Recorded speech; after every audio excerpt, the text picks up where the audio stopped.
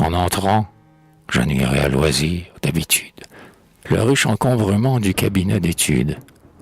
Comme de vieux amis, je les connaissais bien, tous ces dressoirs à jour de style italien. Ces ivoires jaunis, ces coupes, ces épées, aux médailles d'acier par Céline frappées. Ces bronzes florentins, dans leur cadre toscan. Ces bustes de seigneurs aux grands airs provocants, qui tous à leur pourpoint portaient la même date. Cette fois, j'ai passé devant eux à la hâte, mais non sans me sentir brusquement traversé par la sensation d'un glorieux passé. Et les mots de sentier sur Florence, la veille, me semblèrent encore teinter à mon oreille. L'atelier m'attirait, et du premier coup d'œil, je demeurai cloué de stupeur sur le seuil, comme un halluciné devant l'esprit qui passe. Sur 5 grands chevalets qui tous me faisaient face, dans leurs cadres égaux, j'avais vu 5 portraits, éternisant 5 fois d'un coup les mêmes traits. Du plafond, tout autour, tombait en masse lourde, la tenture aux sujets païens, aux couleurs sourdes. Et magnétiquement je reportai les yeux vers les tableaux, travail d'un art prestigieux, sur lesquels un jour vif affluant dans la salle, versait à plein carreau sa nappe triomphale. Chacun semblait le but d'un vouloir différent. L'on eût dit du premier quelque tout neuf Rembrandt. C'était le même fond d'épaisse atmosphère et d'obscurité chaude aux attrayants mystères. Mais jamais le pinceau du maître hollandais n'avait si loin poussé les ténèbres. Jamais, si merveilleusement il n'en creusa les ondes, sous une transparence aux caresses profondes. Quant au visage même, à peine il paraissait, sur les bords de la nuit qui l'ensevelissait.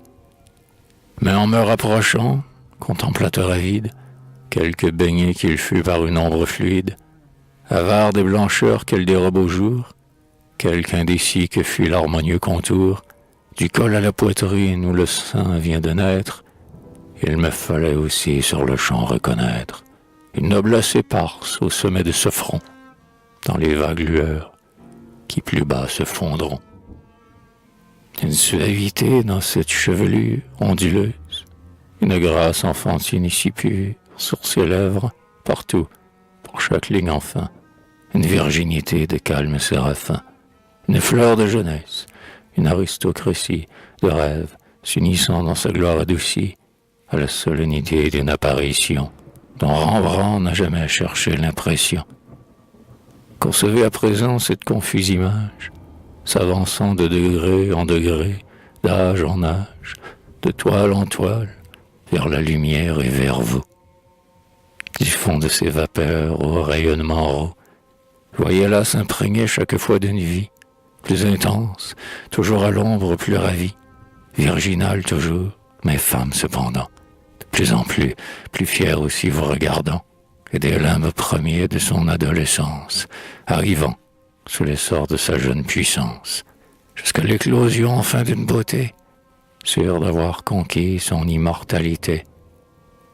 Tel j'admirais, plongé dans de longues extases, ces portraits successifs, insaisissables phases, de la forme endormie encore dans sa candeur, à la forme éveillée en sa riche splendeur, qui se connaît et qui s'impose, de la Vierge qu'un songe inconscient et sans amour submerge, de celle qui se sent aimée et dont les yeux ne réfléchissent rien d'un cœur silencieux. Et maintenant, tout près de moi, la pâle tête qui dans le dernier cadre, illusion complète, respirait, échappée au baiser de la nuit, dardait vers moi l'éclair d'un regard qui poursuit, s'enveloppait de vie et d'éclat, palpitante, des vivaces espoirs d'une héroïque attente, et magnifiquement, comme un matin d'été, épanoui au sein de sa propre clarté. Ainsi qu'en un miroir, un reflet qui s'obstine, c'était bien cette fois la tête florentine de Stella Vespera, telle que bien souvent, naguère je l'avais contemplée en rêvant. Jamais l'art ne fixa d'une main plus fidèle dans son panthéon chaste un glorieux modèle. Jamais aussi, devant le génie et l'amour, plus belle vérité ne se fit voir au jour. Ainsi, mon souvenir, dans sa forme absolue, triomphant, tout à coup s'adressait à ma vue, m'enchaînait de nouveau si loin, et se parait d'un charme plus profond fait d'un nouveau secret, sacrant tout l'atelier du silence des temples, et moi, je m'abîmais dans ses prunelles amples. Bien des heures, j'avais jusqu'ici médité, en pensant à ses yeux, sur leur étrangeté. Ce jour-là, tout à coup, sur l'image imprévue, j'en surpris la raison restée inaperçue. Oui, me dis-je, en effet, l'un de ses yeux est noir et luisant comme l'encre, et l'autre, comme un soir sans lune, est d'un bleu sombre étoilé de lumière, et leurs disques rivaux emplissent les paupières. Enfin, un dernier cadre, isolé dans un coin de l'atelier, forçait ma vue un peu plus loin. Ce n'était qu'une ébauche, une esquisse légère, mais toujours de Stella, l'obsédante étrangère. Quel nimbe reluirait sur ce front renaissant? Senti voulait-il donc d'un désir tout récent? Artiste inassouvi, surpasser la nature, et jusqu'au surhumain tenter une aventure?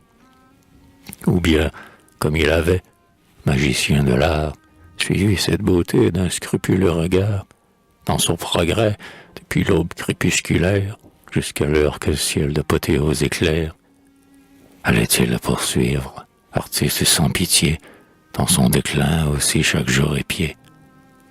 Et le temps s'écoulait. Mes yeux enthousiastes toujours interrogeaient ce visage en ces fastes.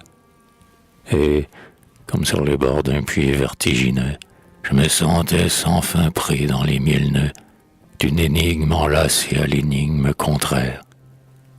Et nul raisonnement ne pouvait m'y soustraire. Et, dans la vaste salle où je demeurais seul, il me semblait parfois que l'esprit de l'aïeul, derrière moi, veillait au fond des angles sombres, car vers les murs déjà s'amoncelaient les ombres. Le soir vint, et perdu d'extase, stupéfait, je regardais toujours. Le génie, en effet, ne laisse pas en vain sur ses œuvres l'empreinte d'une forte pensée. Puis une énergique étreinte sort toujours de la toile abandonnée, et tient dans son réseau subtil le profane qui vient, troubler impudemment l'atelier solitaire.